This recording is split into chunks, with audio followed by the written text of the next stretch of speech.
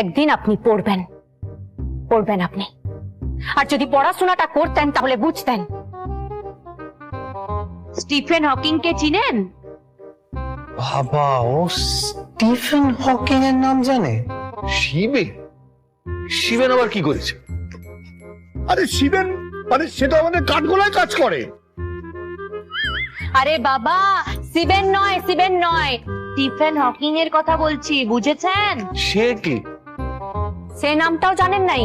তিনি একজন বৈজ্ঞানিক ছিলেন, তিনিও বলে গেছেন এই পৃথিবীর তাপমাত্রা বাড়তে বাড়তে একদিন পৃথিবীটা পুরা আগুনের গোলা হয়ে যাবে।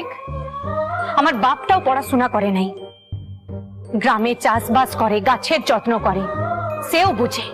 কিন্তু আপনারা বোঝেন নাই, এই পৃথিবীটা সত্যি সত্যি একদিন আগুনের গোলা হয়ে যাবে। এখনো সময় আছে।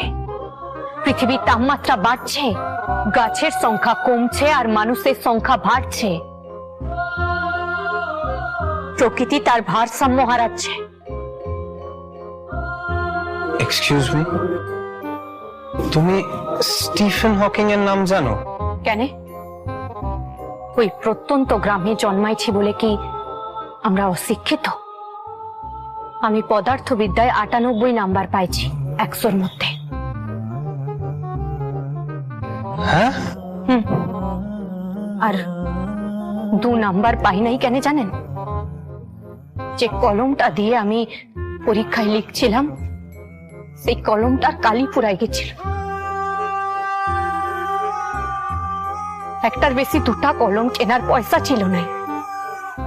শেষ প্রশ্নের উত্তরটা আমি লিখতে পারি নাই। আমি সবার কাছে কলমটা চাইছি, কিন্তু কেউ একটা কলম আমাকে দেয় নাই। আমার জানা প্রশ্ন ছিল, কিন্তু আমি লিখতে পারি নাই। আমার 2টা নাম্বার কাটা গেছে। আমি ওই কলমটা দিয়ে কত ঘষেছি, কিন্তু খাতার উপর কোনো লেখা পড়ে নাই।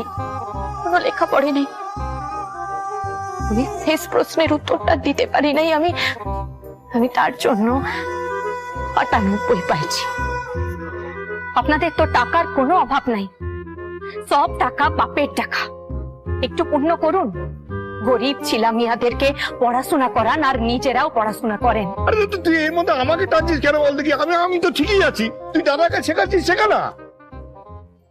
না না না না না না না, আপনারও হাতে খড়ি হবে, তারপর স্কুলে যাবেন। কি বলছো? আমি বুঝতে পারছি না। এই সত্যি সত্যি স্কুলে ভর্তি করবি নাকি? হ্যাঁ, স্কুলে ভর্তি করাবো। না না, আমি কিন্তু স্কুলে ভর্তি হব না। ঠিক আছে, তুই বলছিস আমি হাতে করে দিচ্ছি, কিন্তু আমি স্কুলে ভর্তি হব না। আমি লোক হাসাতে পারবো না।